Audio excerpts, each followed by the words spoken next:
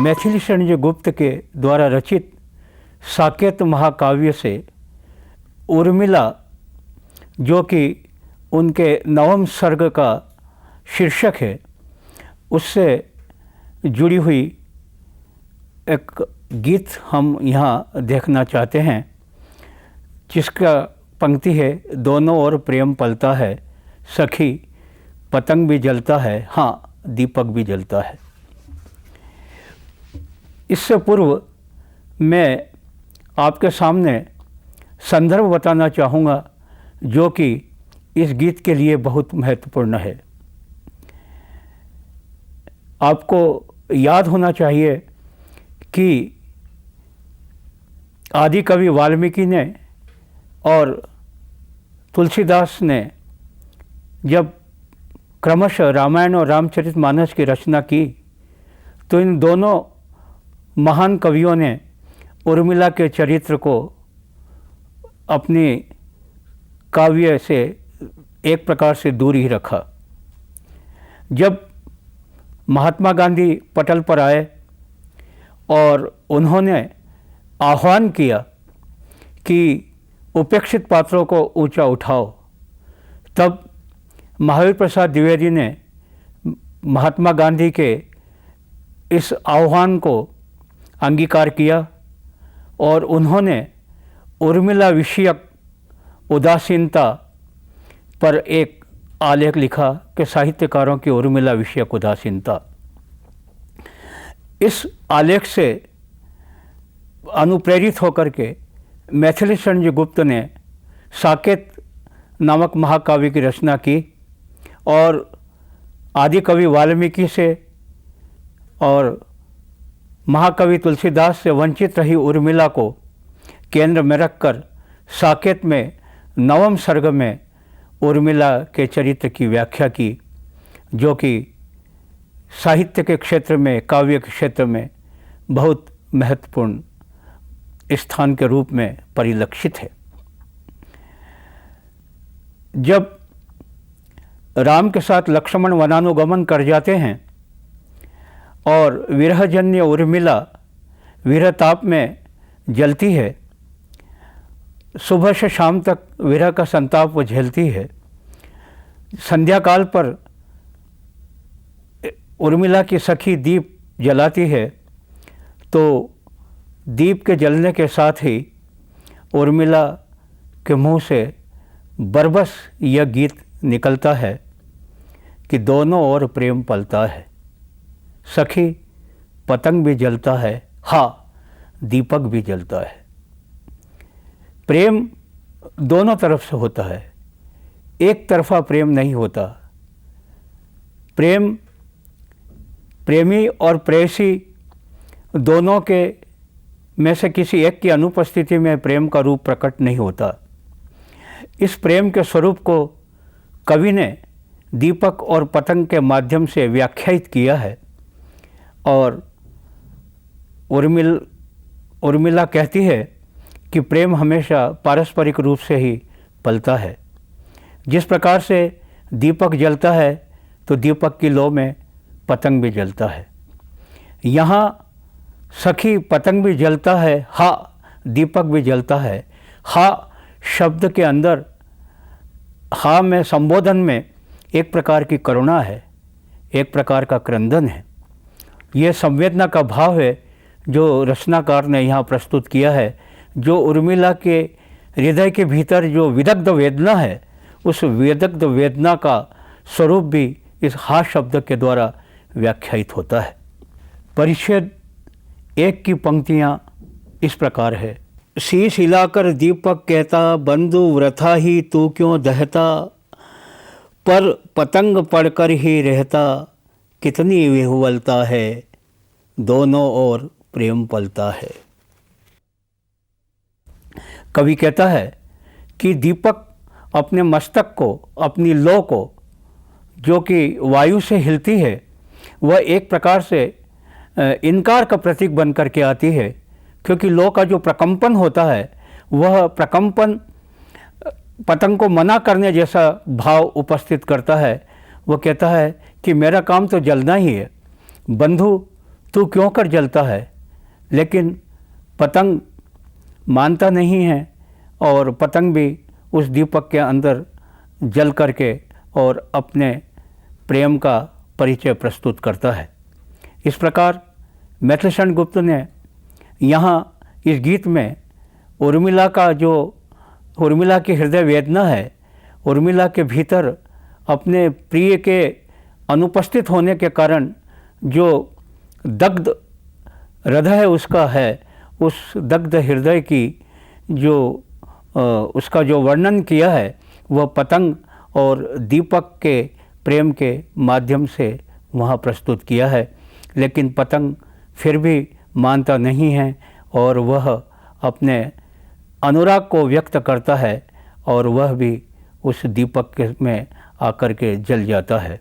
इस प्रकार से जो प्रेमाग्नि है वह दीपक में तो है ही, वह तो जलता ही है, लेकिन पतंग भी अपने प्रेम को पूर्ण बनाने में उसकी लौ में जल जाता है। दीपक बार बार मना करता है कि बंधु मेरा काम तो जलना ही है, लेकिन पतंग भी अपने प्रेम का परिचय देते हुए उस लौ में जल जाता है और इस प्रकार से प्रेम की अमर व्याख्या को लिख जाता है। परिच्छेद 2 की पंक्तियाँ अब आपके सामने ये रही। बचकर हाय पतंग करे क्या, प्रणय छोड़कर प्राण धरे क्या, जले नहीं तो मरा करे क्या, क्या यह असफलता है, दोनों ओर प्रेम पलता है। दोनों ओर प्रेम पलता है, सखी पतंग भी जलता है, यहाँ दीपक भी जलता है। यहाँ दोनों ओर प्रेम पलता है में प्रेम का आदान प्रदान बताया गया है, इसलिए यहाँ परिवृत्ति अलंकार इस पंक्ति के अंतर्गत आता है। अब जैसा कि दीपक पतंग को कहता है कि तू मेरा काम तो जलना ही है, लेकिन तू व्यर्थ में क्यों अपने प्राण गंवा रहा है, लेकिन पतंग का ये कहना है कि वह जब किसी से प्रणय और प्रीति जोड़ ली है तो उसमें वह एक मर्तबा जब प्रणय को प्राप्त उसने कर लिया है तो प्रणय में जल जाने में ही उसकी मुक्ति है। अगर प्रणय में वह जल करके अपने जीवन को समाप्त नहीं कर देता है तो उसे मुक्ति नहीं है। वो प्रणय छोड़ करके अगर ऐसे प्राण को अपने में बसाए रखेगा तो ये प्राण तो उसको विचलित ही करते रहेंगे, ये प्राण उसको सताते ही रहेंगे। इसलिए वह कहता है कि मैं जब मुझे तुझसे प्रीति है, तुझसे लगाव है, तो तुझ में जलकर ही, तुझ में स्व होकर ही मेरे प्रेम की परीक्षा है और इस परीक्षा की पूर्णता है। अतएव मैं प्रेम में जलकर ही अपने जीवन के रूप को प्राप्त कर सकता हूँ, जीवन के सत्व को प्राप्त कर सकता हूँ।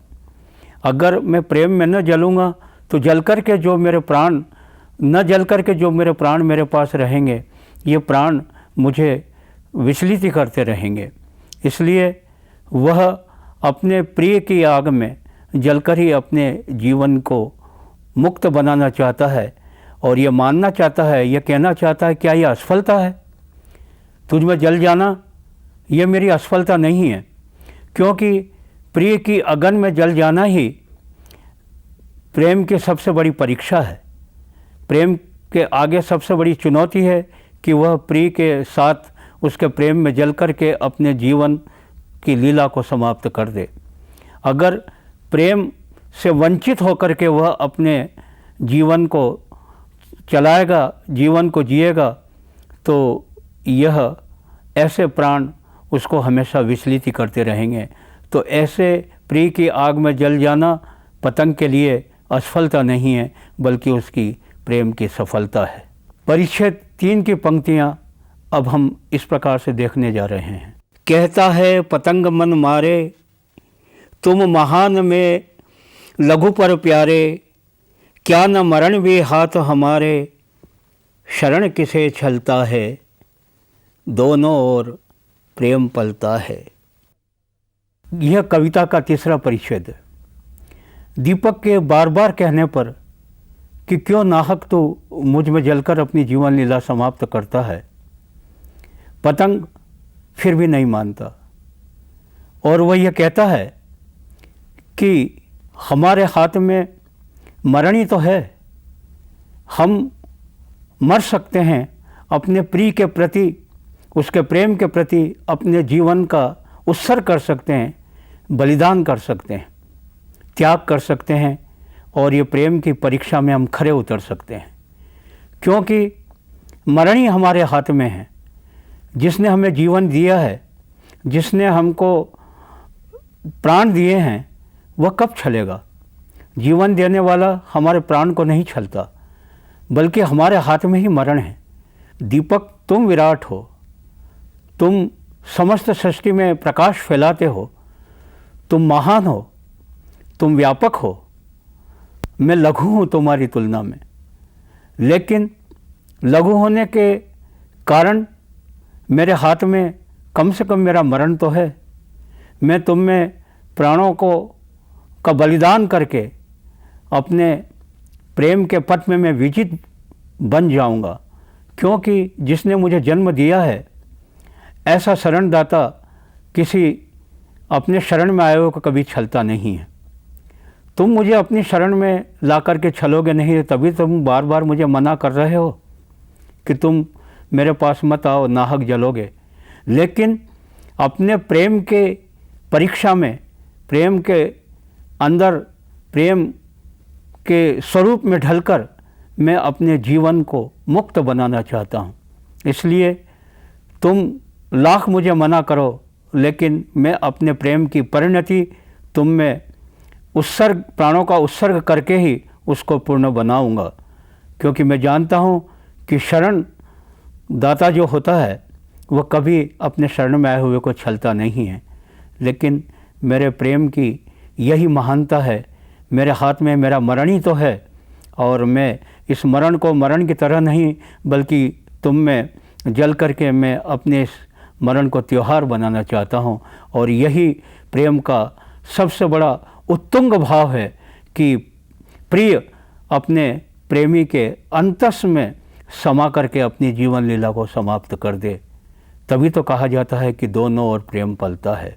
प्रेम की अगन दोनों ओर है। दीपक की में भी प्रेम जलता है, और पतंग के भीतर भी प्रेम की लो जलती है। परिच्छेद क्रमांक 4 की पंक्तियों का अब हम यहाँ विश्लेषण करेंगे। दीपक के जलने में आली, फिर भी है जीवन की लाली, किंतु पतंग भाग्य लिपि काली, किसका वश चलता है, दोनों ओर प्रेम पलता है। मैथिलीशरण जी गुप्त प्रेमी और प्रेयसी के बीच एक आदर्श प्रस्तुत करते हैं, और वे कहते हैं कि दीपक के जलने से तो समूचा संसार प्रकाशमान होता है। दीपक के जलने से सारे विश्व में लाली फैल जाती है, सारे विश्व में प्रकाश पुंज फैल जाता है। तो दीपक का जलना तो समूची सृष्टि के लिए शुभ है। उसमें समूची सृष्टि में उजियारा आच्छादित हो जाता है। तो दीपक तो अपने आप में सारे संसार को में जाजल्यमान होकर के सारे संसार को प्रदीप्त कर देता है। लेकिन पतंग की तो भाग्य लिपि काली है। उसका दुर्भाग्य है कि वह जल करके किसको क्या देता है। दीपक तो जल करके समूचे विश्व को प्रकाशित कर देता है, प्रकाशमान कर देता है। लेकिन पतंग जल करके विश्व को क्या देगा? वह तो उसका जो जीवन लीला है वह नहा के चली जाएगी। ये उसके जीवन की कैसी विफलता है। तो यहाँ रचनाकार ये बताना चाहता है कि दीपक के जलने से तो सारा संसार जजलोमान हो जाता है, लेकिन पतंग के जल जाने से वह पतंग ही स्वतः अपना वह नष्ट कर देता है, उसको कुछ भी हासिल नहीं होता। लेकिन भावार्थ के अंतर्गत ये भाव होता है कि किसी के प्रेम में जलने से यदि अपना जीवन स्वा भी हो जाए तो वह जीवन निस्संदेह, उस जीवन का सबसे बड़ा सुफल यही है कि वह अपनी प्रेयसी के अंतस में जाकर के जला है, अपने प्रेम का परिपाक उसने किया है और अपने प्रेम के प्रति अपने प्राणों का उत्सर्ग कर उसने बलिदान की अमर गाथा को लिखा है। तो यहाँ रचनाकार ये बताना चाहता है कि दीपक का जलना तो संसार के लिए एक प्रकार से सारे संसार में जो अंधेरा व्याप्त है उसको, उस तिमिर को हटाने का कार्य दीपक करता है। उसकी जो लाली है वो लाली सारे संसार को उजियारे से भर देती है, लेकिन पतंग का जलना तो उसकी एक तरह से भाग्य लिपि काली है। तो यह कैसी उसकी असफलता है कि उसके जल जाने से भी उसको कुछ भी नहीं मिलता। यहाँ इस पंक्ति के अंतर्गत, इस भाव के अंतर्गत काकोत्प्रेक्षा अलंकार की व्याख्या करते हुए मैथिली शरण गुप्त ने इस पंक्ति के अंतर्गत यह भाव बताया है कि दीपक के जलने से तो सारा संसार जाजलोमान हो जाता है, लेकिन दीपक में जब पतंग जल जाता है तो पतंग की तो ये भाग्य लिपि काली है। न पतंग को उससे कुछ मिलता है और न सारे संसार को पतंग के जल जाने से कुछ प्राप्त होता है। परिच्छेद क्रमांक 5 की व्याख्या आपके सामने इस प्रकार से है। जगती वणिक वृत्ति है रखती, उसे चाहती जिससे चखती, काम नहीं परिणाम निरखती, मुझे यही खलता है, दोनों ओर प्रेम पलता है। और अंत में जैसा कि मैथिली शरण जी गुप्त दोनों ओर प्रेम पलता है इस भाव के उद्दाम रूप पर जाकर के उन्होंने प्रेम को इस सांसारिकता के माध्यम से देखने की कोशिश की है और ये बताया है कि पतंगे और दीपक के पारस्परिक प्रेम में जितनी सत्यता है, जितना सनातन विश्वास है, उस विश्वास की तुलना में सांसारिकों का जो प्रेम है वह प्रेम कितना स्वार्थ से पूरित है। कवि कहता है कि जगती वणिक वृत्ति है रखती, संसार तो प्रेम के भीतर एक प्रकार से व्यापार चलाता है।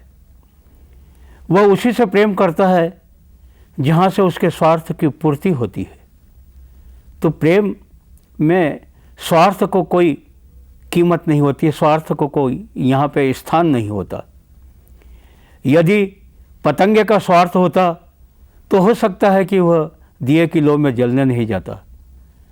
पतंगे ने जल कर के अपने निस्वार्थ और निश्चल प्रेम को अमर बनाया है, लेकिन मैथिली शरण जी गुप्त ने उनके अमर प्रेम के माध्यम से सांसारिकों के प्रेम को जब देखा तो उन्होंने देखा कि यह संसार तो प्रेम के भीतर भी एक वणिक वृत्ति, एक व्यापारिक व्यावसायिक वृत्ति रखता है।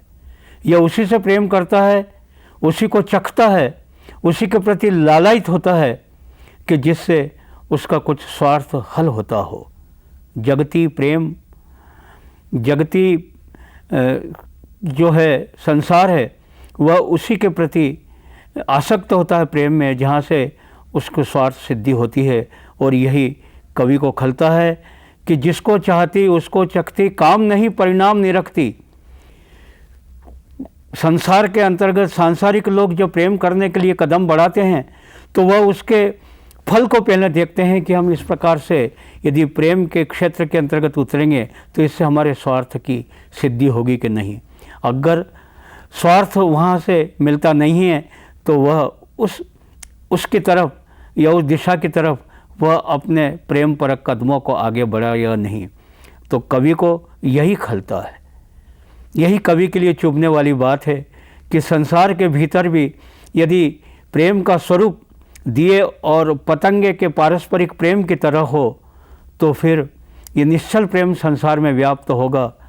तो यह प्रेम एक नए समीकरण को व्याख्यायित करेगा, यह प्रेम एक नई विचारधारा को व्याख्यायित करेगा।